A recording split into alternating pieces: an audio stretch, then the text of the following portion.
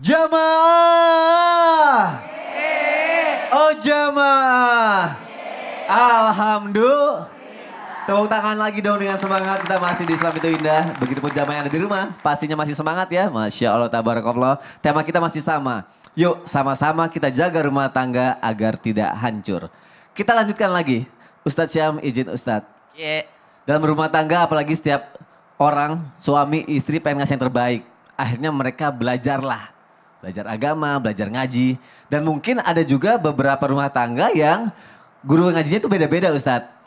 Akhirnya beda pemahaman juga, bisa dibilang beda ilmu. Nanti saling ngasih yang terbaik itu sebenarnya niatnya di rumah. Tapi kok ternyata enggak menurut guru aku begini, enggak menurut guru aku begini. Akhirnya terjadilah hal yang tidak diinginkan.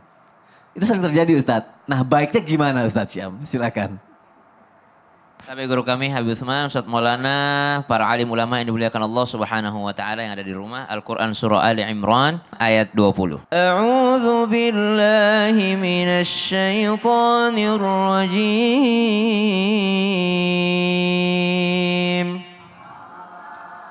Fa in فقل أسلمت وجهي لله ومن اتبعن وقل للذين أوتوا الكتاب والأميين أأسلمتم فإن أسلموا فقد اهتدوا وإن تولوا فإنما عليك البلاغ والله بصير بالعباد.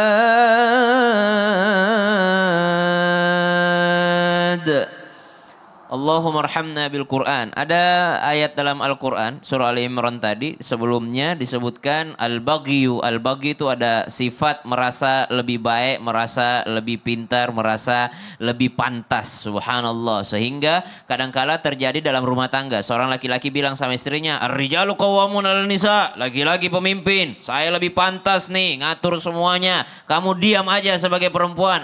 Ini jadi masalah juga. Kenapa? Karena dia merasa bahwa qaim itu adalah pemimpin saja. Dia lupa bahwa qaim itu juga artinya adalah pendamping, pelayan, subhanallah, yang mendampingi, yang melayani, yang mendidik, subhanallah. Maka pertanyaannya bagaimana menjaga rumah tangga agar tidak hancur, apalagi suami istri ini beda guru, beda ilmu, beda kepala, sama guru saja masih beda pemahaman. Sama sekolahnya saja masih beda kepalanya, subhanallah. Maka perlu mempelajari namanya fikih prioritas. Prioritas maksudnya apa? Ada sesuatu yang mendasar tidak boleh beda. La ilaha illallah Muhammadur Rasulullah. Suami istri tidak boleh beda. Tidak boleh beda, harus sama-sama, tidak ada Tuhan selain Allah. Nabi terakhir adalah Nabi Muhammad SAW. Sholat subuh berapa rakaat? 2 rakaat. Suami istri tidak boleh beda, harus sama-sama 2 rakaat. Nah, ada yang bidang yang cabang-cabangnya namanya bagian furu'iyah. Ini nggak apa-apa berbeda, nggak prioritas. Contoh, subuh 2 rakaat. Sama, harus sama. 1 kunut, 1 tidak. Biasa.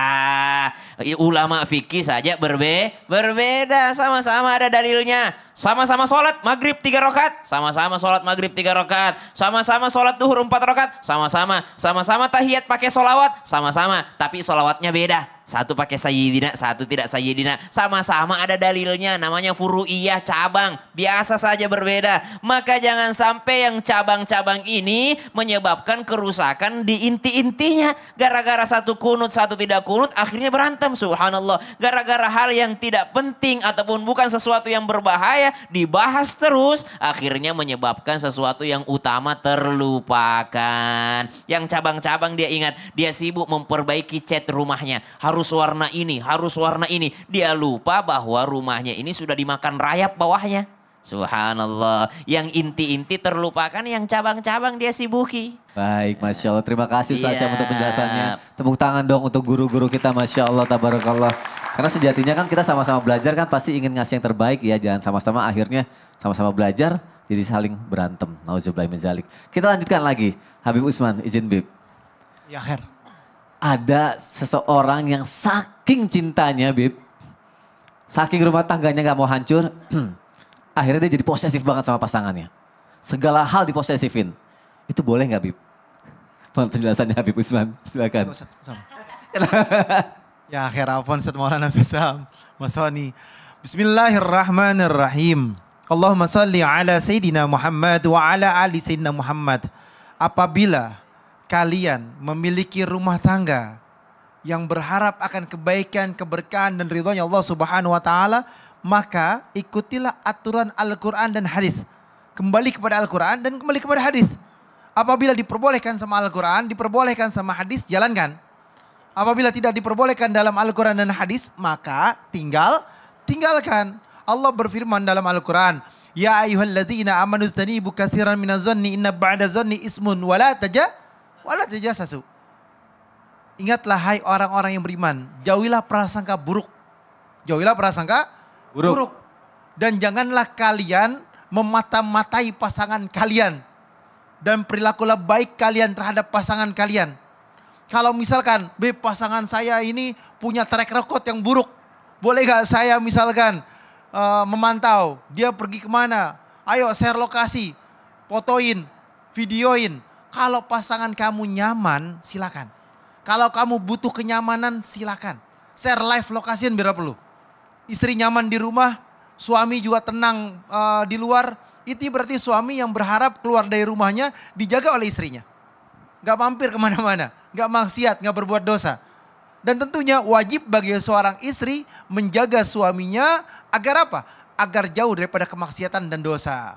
Kalau misalkan ada seorang suami yang dia membiarkan pasangannya posting sendirian, selfie, chat sama mantan, gak boleh itu. Itu mengandung daripada unsur keributan dalam rumah tangga. Ini mesti ditegur, kenapa kamu chat-chatan? Apakah kamu masih kangen? Kalau kangen balikan sana. Misalkan kayak gitu.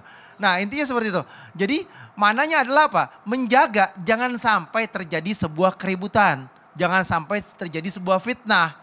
Apalagi datang sebuah acara, di situ ada mantannya lah. Atau di situ ada orang yang dia suka lah. Kalau pengen datang boleh ajak suamimu, ajak istrimu. Jadi kebaikan di dalamnya. Dan tentunya ketika seorang pasangan tersebut berusaha untuk menjadi mahligai rumah tangga yang terbaik, menjadi pasangan yang terbaik, ketenangan, cinta dan kasih sayang, maka akan membuat nyaman pasangan yang lainnya.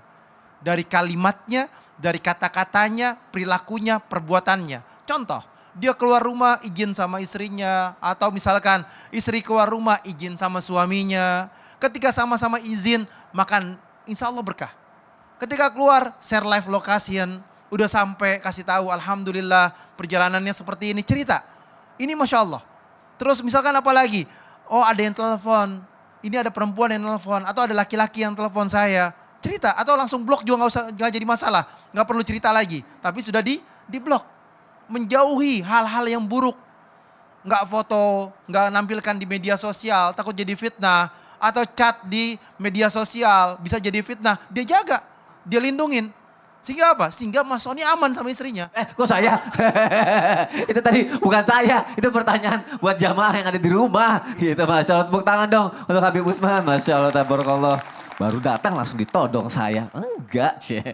Baik jamaah, ada mau curhat lagi? Ada pastinya ya. Yang di rumah ya, siap-siap ya. Yuk kita masuk lagi ke segmen Curhat dong Ustadz. Iya, kami curhat. Mohon izin Ustadz Maulana.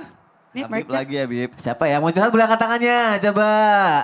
Oh, Ibu duluan. Ibu, silakan. Ayo, Ibu. Silakan, Ibu. Kita ke depan, sapa dulu masyarakat Indonesia ya. Assalamualaikum warahmatullahi wabarakatuh. Waalaikumsalam warahmatullahi wabarakatuh. Saya Ibu Nina dari Majelis Taklim Al Barokah, Pabuaran, Serang, Banten. Tangannya dong untuk Ibu Nina. Ibu mau curhat apa? Saya punya 4 orang anak. Oke. Dari suami pertama. Ya. Yang mau saya tanyakan. Ada? Enggak ada. Saya udah berumah tangga lagi. Yang saya pertanyakan, saya sama mantan saya kan baik-baik dalam pasalnya masalah anak ya, mempertanyakan karena anak ada yang masih sekolah, ada yang istilahnya masih bisa rembukan ya sama mantan. Apakah saya berdosa kalau suami saya nggak tahu gitu? Istilahnya dalam menghindari pertengkaran dengan yang kedua gitu. Saya itu juga curhat sama, maksudnya saya ngomong sama mantan juga bukan HP saya, HP anak saya. Istilahnya menutupi takut pertengkaran. Ya. Masalahnya saya berdosa enggak gitu. Sering maksudnya ngobrolin masalah anak enggak yang gimana-gimana gitu. Tapi dari curhatan ibu nih kayaknya relate dengan penjelasan Habib sebelumnya ya Beb ya. Kalau gitu Habib dulu yang jawab. Bismillahirrahmanirrahim. Allahumma shalli ala sayyidina Muhammad wa ala ali sayyidina Muhammad. Ingat, ketika kalian sudah berumah tangga, sudah berkeluarga, ada mantan sebelumnya, maka yang terbaik adalah suami ibu yang komunikasi dengan mantan ibu. Itu yang terbaik. Kalau ibu langsung nyelonong pakai handphone, anak ibu ketahuan sama suami, yang sekarang bisa fatal akibatnya. Karena apa? Terjadi sebuah kecemburuan, terjadi sebuah fitnah, dan terjadi sebuah hal yang tidak diridhoi oleh suami, akhirnya dampaknya buruk. Kalau suami nggak ridho, kamu berkomunikasi, dosa. Intinya apa? Serahkan kepada suami, biar suami yang komunikasi, minta ridho, minta ikhlasnya. Ini ada 4 anak yang mesti ditanggung. Ini ada 4 anak yang mesti dikasih nafkahnya. Dan ingat, sebagai seorang suami wajib untuk menafkahi anakmu dimanapun berada. Dan tentunya kasihlah dia sekolah yang layak, kasih pakaiannya, dan kasih kebutuhannya. Kalau misalkan itu anak perempuan misalkan anak pertama anak perempuan, maka anak perempuan itu harus dijaga oleh bapaknya. Karena hati-hati. Anak perempuan itu rentan dengan perbuatan dosa dan maksiat dan bapaknya bisa terseret ke dalam nerakanya Allah Subhanahu wa taala. Oleh karena itu, jagalah dirimu dan keluargamu dari api nerakanya Allah Subhanahu wa taala. Jangan engkau bermain api sehingga kau nanti kebakaran. Jangan engkau bermain dengan kalimat yang tidak baik, bahkan di luar sepengetahuan suamimu sehingga menimbulkan pertikaian ataupun permasalahan yang besar. Oleh karena itu pulang minta ridha, minta ikhlasnya sama suaminya, dan insya Allah suaminya maafin karena sudah jujur. Bismillah insya Allah. Terima kasih Habib. Ustadz Maulana. Bu mohon maaf, saya mau nanya, anak pertama umur? 23 tahun 23, udah menikah. Udah nikah aman. Ya. Yang kedua? 21. Udah nikah juga? Belum. Yang ketiga? Umur 17. 17. Yang keempat? Umur 10 tahun. Maka kalau tadi Habib sudah sarankan solusi dari Habib, suami ibu yang berhubungan langsung, mungkin ibu agak nggak enak ya kalau suami ibu. Iya. Nggak enak. Fungsikan anak yang tertua untuk mengingatkan orang tuanya. Dek, panggil anak yang pertama panggil apa? Abah. Abang. Bang, lihat adik-adikmu, beritahu ayahmu. Jadi ibu bisa menggunakan orang ketiga. Kemarin aja kayak saya kan baru ngawinin tuh anak yang pertama. Masalah ngurusin mau hajat, istilah mau selamatan nikahin anak aja, itu kayak yang nggak boleh dalam suami saya gitu tuh. Itu gimana itu saya? Ibu, tapi kita belum tahu dari menurut suami ibu. Mungkin dia punya keluarga sendiri juga nggak enakan mungkin. Sama kasusnya sama ibu ya. Ya kalau saya kan pikirannya anak saya. Istilah urusannya. Maksudnya ini kan dalam mau ada itu. Nikahan. Kan masa enggak saya rungkan sama abahnya gitu kan. Masalah baru lagi nih perasaan. Iya. Enggak, kan ngurusin misalnya repot kan ini gitu. Iya. Ayo loh disamperin loh Ustadz. Jadi ibunya tuh sebenarnya cuma pikirin anak aja, nggak pikirin yang lain-lain Ustadz. Gunakan anak pertama ibu untuk penyambung untuk kebutuhan adik-adiknya. Ya. Iya Pak Ustadz. Gimana terjawab nggak Ibu? Iya. Masih ada unek-unek lainnya? Kan ada solusi dari Habib. Ya, udah suami tadi. ibu. Tapi mungkin ibu takut. Jangan sampai suami ibu ada masalah dengan mantan suami ibu.